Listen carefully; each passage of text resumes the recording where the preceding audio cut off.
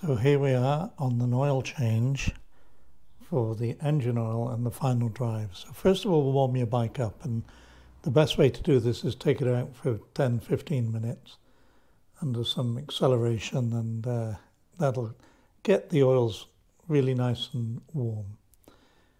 And now you may be able to see the oil filter here.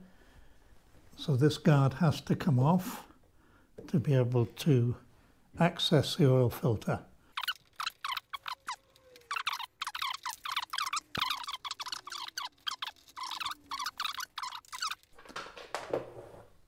Actually, that's very easy to do, isn't it? To be able to get into your oil filter there.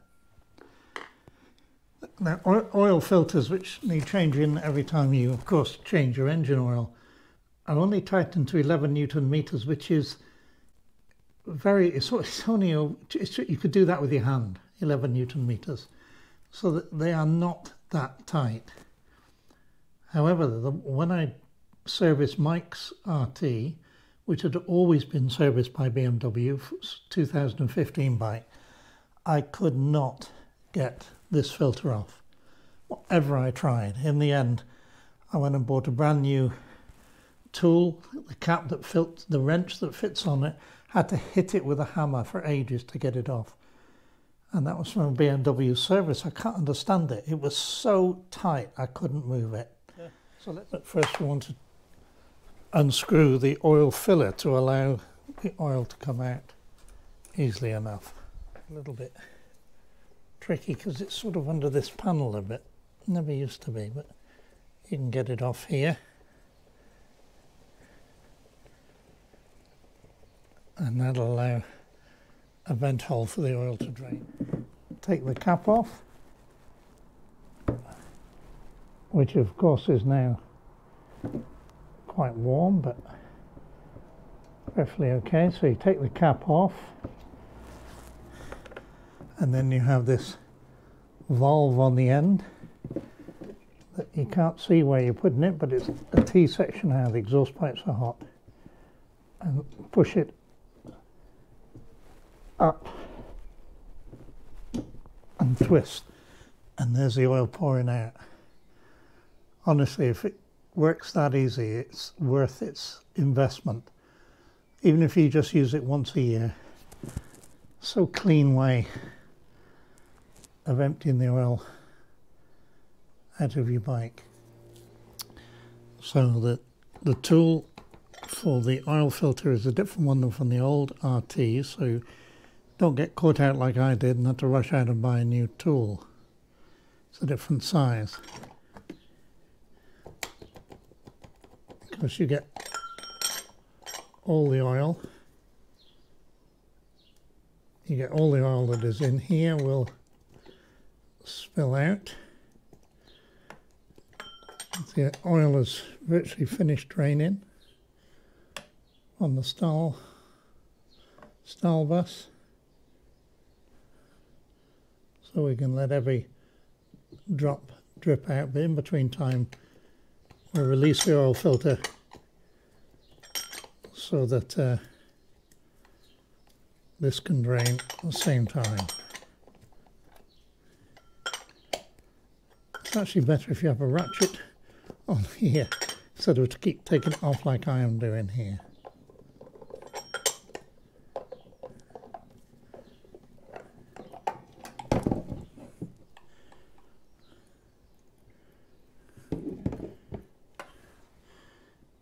And just let everything drain out in its own time.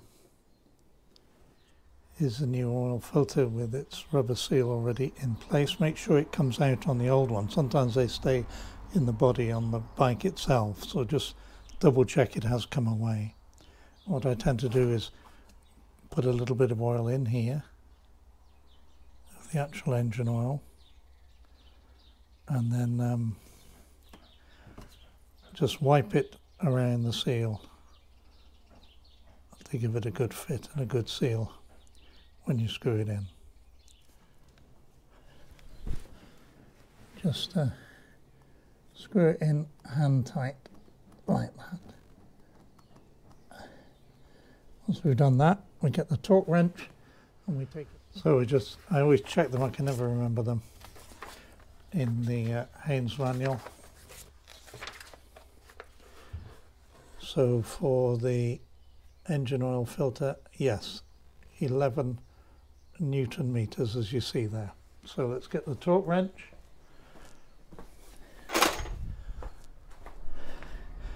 Which fits straight in,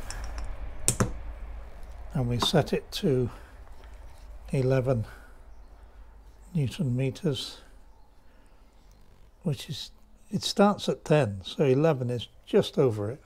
So you can see that the filter is really not tight at all, but tight enough. So that's the specification. We put it on.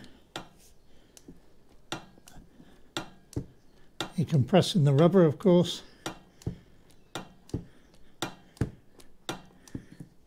Let me just move this oil can to get a better swing at it. There it is. 11 Newton meters. It doesn't need to be any stronger than that. That's the BMW setting for putting your oil filter back. With this stay bus, all I have to do now is turn and release. That is just so easy. And put the cap back on. It makes changing the oil just a joy.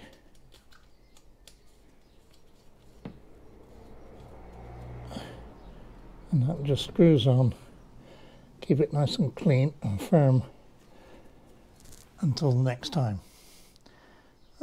So the new oil is ready to put back in. It takes 4 litres.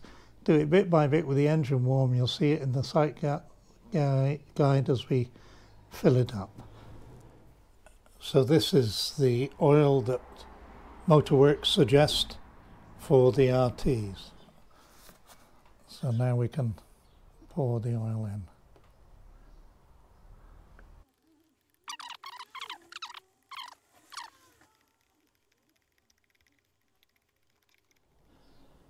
Well, now you can see the sight glass is almost, you're trying to get to the top of the middle red circle, and it's almost there. But when we start the engine, it's got to go through the oil filter, so that will take a little bit more.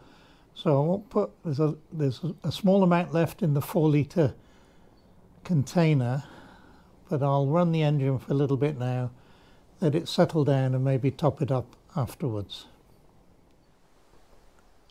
Well, now we come to the final drive. Well, first of all, use a torque 40 and we undo the fill-in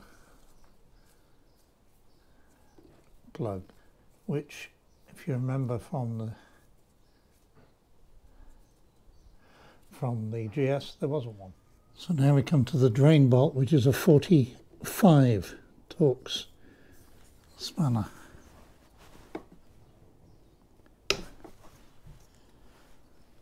And now we can undo that.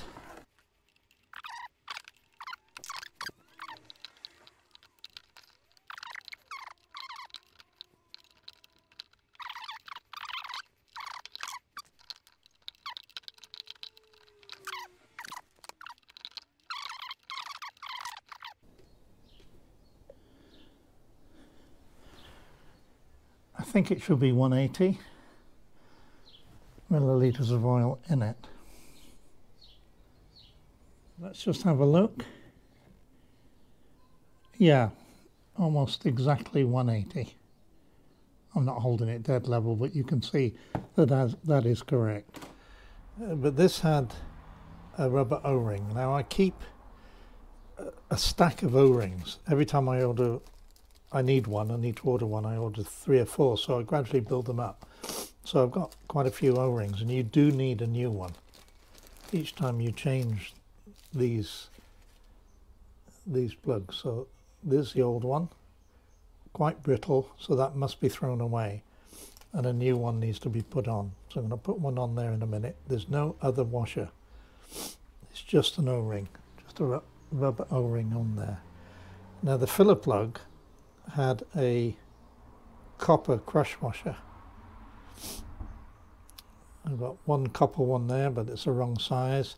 But I've got a lot of steel crush washers exactly the same size, so I'm going to have to use one of them instead. So again, no O-ring. There's quite a lot of debate about O-rings and crush washers. I think each bike is different, so check your manual. So I've cleaned up the drain plug. It was getting very rusty on the outside, so I've polished all that up and cleaned out the middle. Boy, it was full right to the top of there. So it is a good job we do change it now and then. So that little magnet at the bottom has pulled out quite a lot of filings. And that's got its new rubber O-ring on. Very important that you put that on. So this needs a 45mm Torx. There it is. So 45 there. And this one needs a 40. So where's the 40? Where's the 40? There it is. So that's the 40 there. And they both go to 20 Newton meters. So we can now fit that in there. And we start, of course, with the drain plug.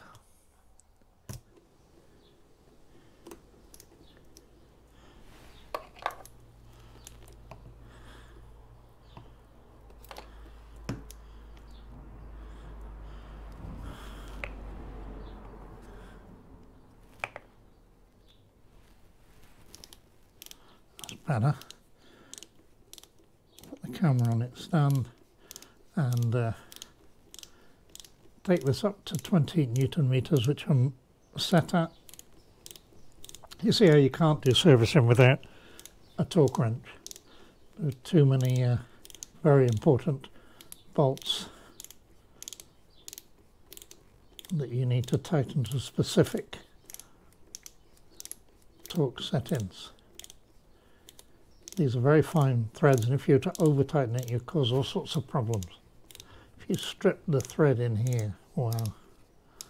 Okay, it's tight now, so there we are.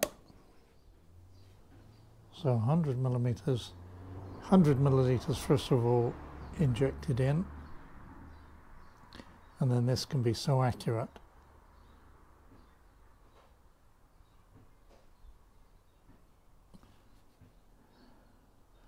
Surprisingly hard. Just have to take your time.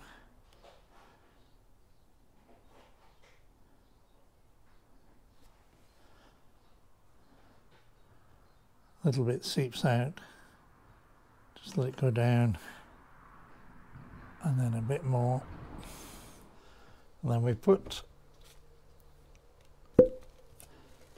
80 more milliliters in to give us 180 milliliters requirement. So that all that's required now is to put the filler plug back in, and this also is tightened to 20 Newton meters with a different size socket. That's all it takes. That's all it takes, just a nip up, but you know it's done to the right. You know it's done to the right size, and just give it all a clean up.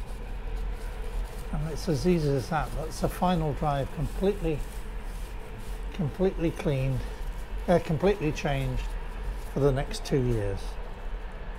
An easy job and very satisfying.